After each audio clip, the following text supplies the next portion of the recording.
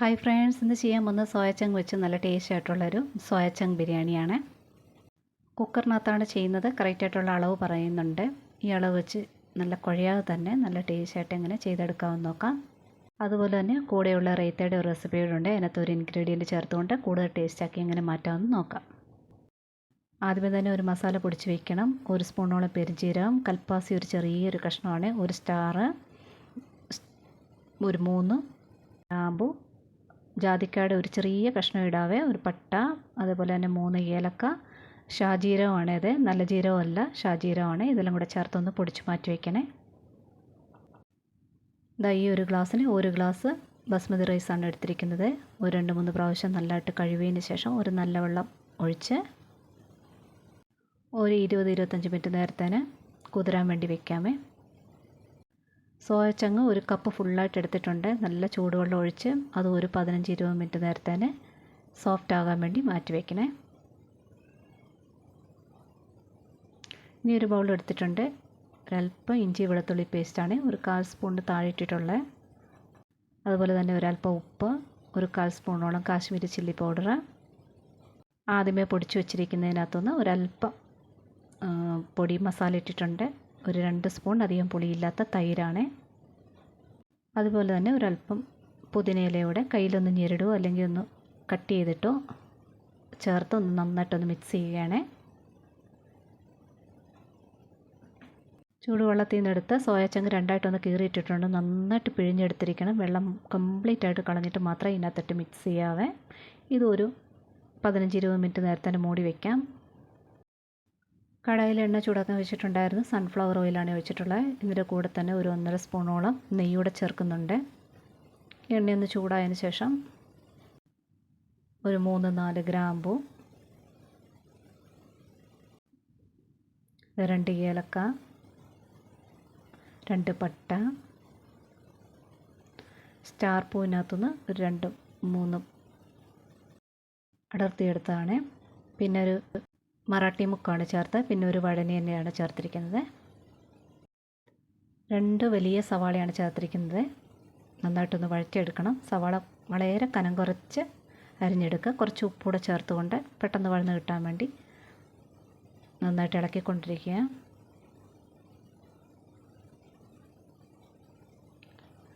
സവാളയൊക്കെ ഒരു 1/4 വഴന്നിട്ടുണ്ട്.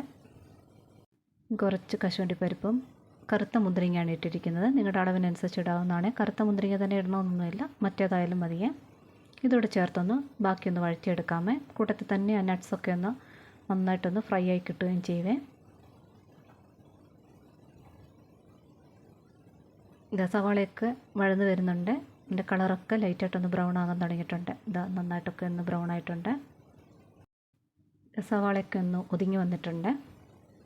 ഇനി ഇതിനകത്തോട്ട് ഇഞ്ചി വെളുത്തുള്ളി പേസ്റ്റാണ് ചേർക്കുന്നത്. 1 സ്പൂൺ ഇഞ്ചി വെളുത്തുള്ളി പേസ്റ്റ് ഇതോടെ ചേർത്ത് ഇതിൻ്റെ പച്ച ടേസ്റ്റൊക്കെ പോകുന്ന രീതിയിൽ നന്നായിട്ടൊന്ന് വഴറ്റിയെടുക്കുക. അടിക്ക് പിടിക്കാതെ തന്നെ ഇളക്കിക്കൊണ്ട് തന്നെ ഇരിക്കുക.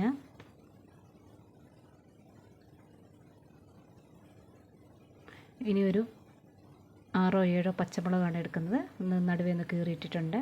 അതോടെ ചേർക്കുക. ഒരുപാട് എരിവുള്ള പച്ചമുളകാണെങ്കിൽ ഒരു 2-3 കുരു അങ്ങ് മാറ്റിയാൽ മതിയേ. ഇനി തക്കാളിയാണ് എടുത്തിട്ടുള്ളത്. ഒരു 3 മീഡിയം സൈസ് തക്കാളി എടുത്തിട്ടുണ്ട്. ഇതോടെ ചേർത്ത് ഇനി തക്കാളിയൊക്കെ നന്നായിട്ടൊന്ന് വഴറ്റിയെടുക്കണം. കുറച്ച് മഞ്ഞൾപ്പൊടിയോടെ ചേർത്ത് വഴറ്റിയെടുക്കുക. അതുപോലെ തന്നെ തക്കാളി നല്ല പഴുത്ത തക്കാളി നോക്കി എടുക്കണം. കനം കുറഞ്ഞ് അരിയുകയും വേണേ. പെട്ടെന്ന് തന്നെ വഴന്ന് കിട്ടും. വേണമെങ്കിൽ കുറച്ച് ഉപ്പൂടെ ചേർത്തുകൊണ്ട് വഴറ്റിയെടുക്കാവുന്നതാണ്. ഒരു മീഡിയം ഫ്ലെയിമിൽ ലോ ഫ്ലെയിമിൽ ഇട്ടുകൊണ്ട് ഇടയ്ക്കിടയ്ക്ക് ഒന്ന് മൂടി വെച്ചാൽ മാത്രം മതി. 1-2 പ്രാവശ്യം ഒന്ന് ഇളക്കി കൊടുക്കണമെന്ന് മാത്രം. പെട്ടെന്ന് ഇത് വഴന്ന് കിട്ടാൻ വേണ്ടിയാണ്. ഇതാ ഒരു 3/4 വഴന്നിട്ടുണ്ട്. ഇനി ഇതിനകത്ത് കുറച്ച് പുതിനയാണ് ചേർക്കുന്നത്. അതുപോലെ തന്നെ കുറച്ച് മല്ലിയിലയോടെ ചേർക്കുന്നുണ്ട്. മല്ലിയിലക്കായി പുതിനയുടെ അളവ് കുറച്ച് കൂടുതലാണ് ഇട്ടിരിക്കുന്നത്. ഇനി ഇതൂടെ കിടന്ന് തക്കാളിയോടെ ഒന്ന് വഴന്ന് കിട്ടണം.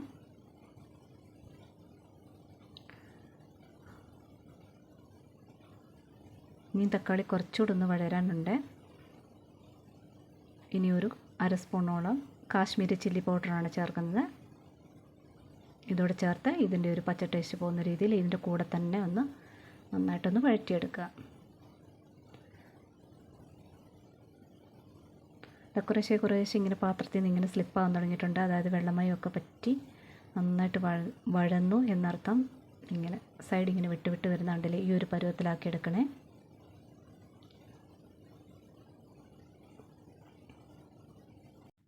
ഇനി തൈരൊക്കെ പുരട്ടി വെച്ചിരിക്കുന്ന സോയ ചങ്ങാണ് ഇടാൻ പോകുന്നത്. അതുപോലെ തന്നെ ചൂടുവെള്ളത്തിൽ നിന്ന് എടുത്ത സോയ ചങ്ങ് നല്ലവണ്ണം പിഴിഞ്ഞിരിക്കണേ. ഇനി ഈ മസാലയൊക്കെ ഒന്ന് സോയ ചങ്ങ് പിടിക്കുന്ന രീതിയിലൊന്ന് ഇളക്കിയെടുക്കുക.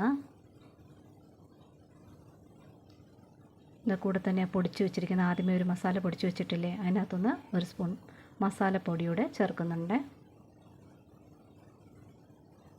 ഇതോടെ ചേർത്തൊന്ന് ഇളക്കി എടുക്കുക. നന്നായിട്ട് യോജിപ്പിച്ചെടുക്കുക. ഇനി സോയക്കകത്ത് ചേർത്തിരിക്കുന്നത് ഇഞ്ചി വെളുത്തുള്ളിയുടെ പേസ്റ്റ് ചേർത്തിരുന്നു. അതൊക്കെ ഒന്ന് പച്ച ടേസ്റ്റ് പോകാൻ വേണ്ടി നന്നായിട്ട് ഇതുപോലെ ഇളക്കി നടുക്കോട്ടൊന്ന് സെൻറ്ററിലോട്ടൊക്കെ ഒന്ന് ഒതുക്കി വെച്ചതിന് ശേഷം ഒരു 10 മിനിറ്റ് നേരത്തേന് ലോ ഫ്ലെയിമിൽ ഒന്ന് കുക്ക് ചെയ്യുവാണ്. ഇടയ്ക്ക് 1-2 പ്രാവശ്യം ഒന്ന് ഇളക്കി കൊടുക്കണേ, അടിക്ക് പിടിക്കാതിരിക്കാൻ വേണ്ടി. ഇതാ മസാലയുടെ മണവും ടേസ്റ്റും ഒക്കെ സോയയിലോട്ടൊന്ന് പിടിക്കാൻ വേണ്ടി ചെയ്തതാണ്. അതുപോലെ തന്നെ ചൂടുവെള്ളത്തിൽ നിന്ന് എടുത്ത സോയ ചങ്ങിനകത്ത് ഒട്ടും വെള്ളം പാടില്ല. ഒരു തുണിയിൽ നിങ്ങൾ കയ്യിൽ പിഴിയുന്നതിലും നല്ലത് ഒരു തുണിക്കകത്ത് വെച്ച് പിഴിയുവാണെങ്കിൽ നല്ലതായിട്ട് വെള്ളം പോവുക. വെള്ളം പിടിച്ചിരിക്കുന്ന സോയ ആണെന്നുണ്ടെങ്കിൽ മസാല ഒന്നും പിടിക്കത്തില്ല അതിനകത്ത്. ഈ ഒരു കാര്യം മാത്രം ഓർത്തിരിക്കുക, സോയ നന്നായിട്ട് പിഴിഞ്ഞെടുക്കണം. അത് ഏത് ഡിഷ് ചെയ്യുമ്പോഴും സോയ നന്നായിട്ട് പിഴിഞ്ഞെടുക്കണേ.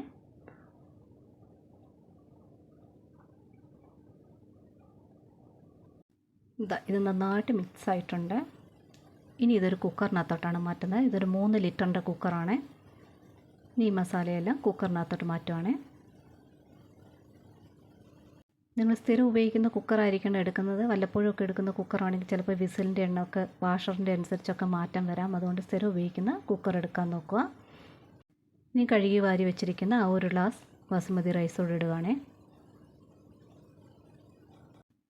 ഇനി ആ ഒരു ഗ്ലാസ്സിന് ഒരു 1.5 ഗ്ലാസ് വെള്ളം നന്നായിട്ട് ചൂടാക്കാൻ വെച്ചിട്ടുണ്ടായിരുന്നു. തിളയ്ക്കാറായ വെള്ളമായിരുന്നു.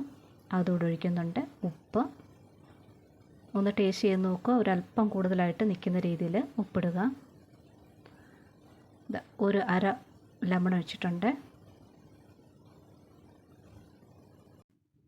ഇനി ടേസ്റ്റ് ഒന്ന് ബാലൻസ് ആകാൻ വേണ്ടി ഒരല്പം ഒരു 1/4 സ്പൂണിന് താഴെ പഞ്ചസാരയാണ് ചേർക്കുന്നത്. ആദ്യമേ പൊടിച്ചു വെച്ചിരിക്കുന്ന ഗരം മസാലയ്ക്കകത്തൊന്ന് ഒരല്പമാണ് ഇടുന്നത്. ഒരു 1/4 സ്പൂണിൻ്റെ അത്ര ഇട്ടാൽ മതിയേ, ഒരുപാട് ഇടണ്ട. ഇനി നെയ്യാണ് ഒരു 1/4 സ്പൂൺ ചേർക്കുന്നത്. ഇത് വേണമെങ്കിൽ മാത്രം നിങ്ങൾ ചേർത്താൽ മതിയേ. എല്ലാം കൂടെ ചേർത്ത് നന്നായിട്ടൊന്ന് മിക്സ് ചെയ്തെടുക്കുക. ഈ സമയത്ത് ഉപ്പൊക്കെ ഒന്ന് കറക്റ്റായിട്ട് ചെക്ക് ചെയ്ത് വെക്കണേ.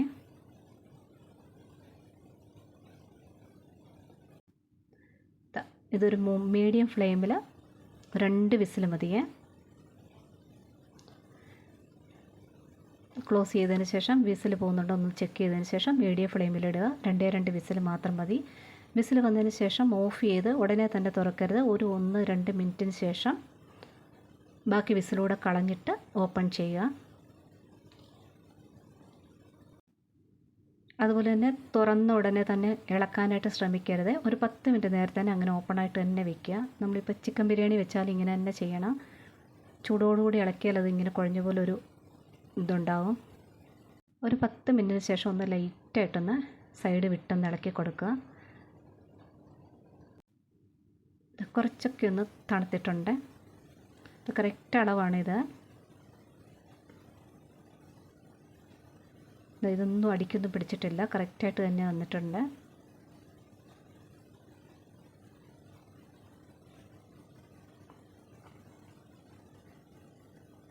ഇത് നല്ലൊരു സോയ ചങ്ക് ബിരിയാണി റെഡി ആയിട്ടുണ്ട്. ഇനി ഒരല്പം ടേസ്റ്റ് കൂട്ടിക്കൊണ്ട് ഈ റീത്ത എങ്ങനെ ഉണ്ടാക്കുന്നതെന്ന് നോക്കാം. 1 കപ്പ് സവാള കനം കുറഞ്ഞ് അരിഞ്ഞെടുത്തിട്ടുണ്ട്. ഒരു ശക്കലം എടുത്തിട്ടുള്ളൂ. തക്കാളിയെ കുറവാണ് എടുത്തിട്ടുള്ളത്. അതുപോലെ ക്യാരറ്റും കുറവാണ്.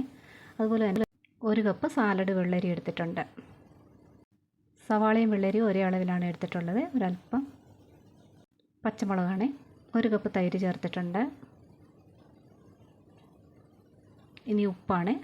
നോർമൽ ഉപ്പ് ആവശ്യത്തിന് ചേർക്കുന്നതിൽ ഒരല്പം കുറവായിട്ട് ഉപ്പ് ചേർത്തിട്ട് ഇച്ചിരി പഞ്ചസാരയാണ് ഞാൻ പറഞ്ഞ ഇൻഗ്രീഡിയൻറ്റ്. നിങ്ങളിങ്ങനെയല്ല ചെയ്യുന്നെങ്കിൽ ഈ പഞ്ചസാര ചേർത്തിട്ട് നന്നായിട്ടൊന്ന് മിക്സ് ചെയ്ത് നോക്കുക. നല്ല ടേസ്റ്റാണ് പഞ്ചസാര ചേർത്ത് ഇങ്ങനെ റൈത്ത ഉണ്ടാക്കിയാൽ. പഞ്ചസാര അലിയുന്നത് വരെ നന്നായിട്ട് മിക്സ് ചെയ്യണേ. ഒന്ന് ടേസ്റ്റ് ചെയ്ത് നോക്കുക ഇടയ്ക്ക്. പഞ്ചസാരയുടെ അളവ് ചിലർ കൂടുതലായിട്ട് ഇഷ്ടപ്പെടും, അത് നിങ്ങളുടെ അനുസരിച്ച് അത് ഇടാവുന്നതാണ് പഞ്ചസാരയുടെ അളവ്. ഇങ്ങനെ ഒന്ന് ട്രൈ ചെയ്ത് നോക്കണേ. ഇങ്ങനെയല്ല ചെയ്യുന്നതെങ്കിൽ. 2 റെസിപ്പിയും ഇതാ റെഡി ആയിട്ടുണ്ട്. നിങ്ങൾ ട്രൈ ചെയ്ത് നോക്കുക. ഇഷ്ടപ്പെട്ടെന്നുണ്ടെങ്കിൽ കൂട്ടുകാർക്കൊക്കെ ഷെയർ ചെയ്ത് കൊടുക്കുക. അതുപോലെ ലൈക്കും കമൻറ്റും, സബ്സ്ക്രൈബ് ചെയ്യാതെ കാണുന്നുണ്ടെങ്കിൽ സബ്സ്ക്രൈബും ഒക്കെ ചെയ്തൊന്ന് സപ്പോർട്ട് കൂടി ചെയ്തിരിക്കണേ. അതുപോലെ തന്നെ ഇതുവരെ തന്ന സപ്പോർട്ടിനെല്ലാം ഒരുപാട് നന്ദി അറിയിക്കുന്നു.